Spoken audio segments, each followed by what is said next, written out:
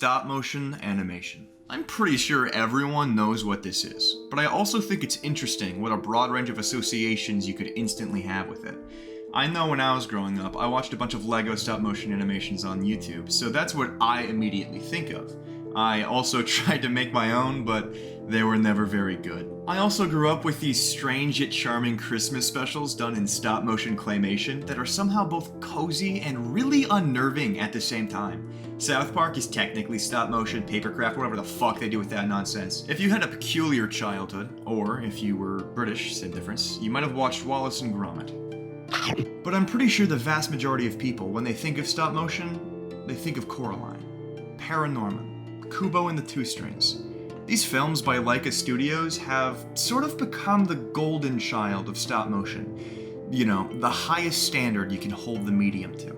As an interesting fact, the head of LAIKA Studios, Travis Knight, aka Chili T, is actually the son of the CEO of Nike. This is important because stop-motion is absurdly time-intensive and detail-intensive, and therefore incredibly expensive to make, which is why it's not a mainstream medium. LAIKA Studios is able to create the movies they make because they're bankrolled almost directly by Nike. This is also why every single LAIKA Studios movie has like an exclusive collector's edition line of sneakers, which seemed really weird at first, but it makes sense once you know the connection.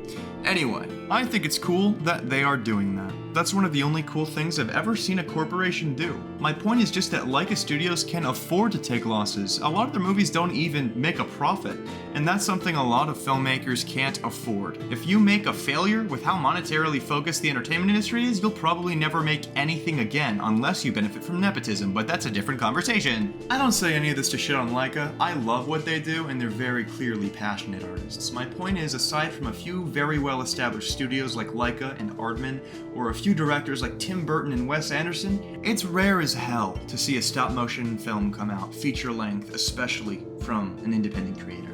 So, whenever I see something that rises from the sand, somehow, you know, a little sprout cracking through the sidewalk and deciding to live and breathe despite the harsh environment, I want to draw attention to that. So, I recently stumbled upon an indie pilot film. It's short, like 5 minutes, sort of a proof of concept. It's from an independent animation studio coming out of Japan. As far as I can tell, they're entirely funded by people who want to see the project take off. Where most stop-motion animation is made using clay or 3D models, they're using fucking wooden puppets. It looks sick. Where sculpted models look a lot more expressive and lifelike. These wooden puppets are a lot more rigid in their individual pieces, but they're also able to take these incredibly fluid motions, and when the goal of the story is to show you the most mouth-watering, stylized combat sequence you have ever seen in the medium. I might be overselling that, I don't care. It works incredibly well. I'm so stoked for the feature-length version of this movie whenever it comes out. It's beautifully stylized, it's perfectly scored, it's masterfully choreographed. As this is a pilot, I cannot imagine what the full scope of their creative vision could be. I'm dick writing. Anyway, this has been another episode of Chesh Loves Passion Projects and will promote them despite having little to no audience. Please go watch HIDARI, it's 5 minutes, I linked it in the description. If you do, have a great day. If you don't, I will see you in hell.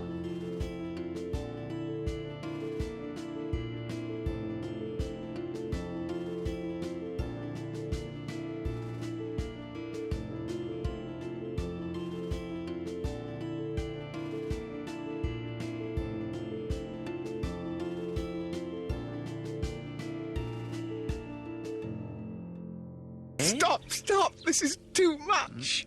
Too much? Oh, do you really think so?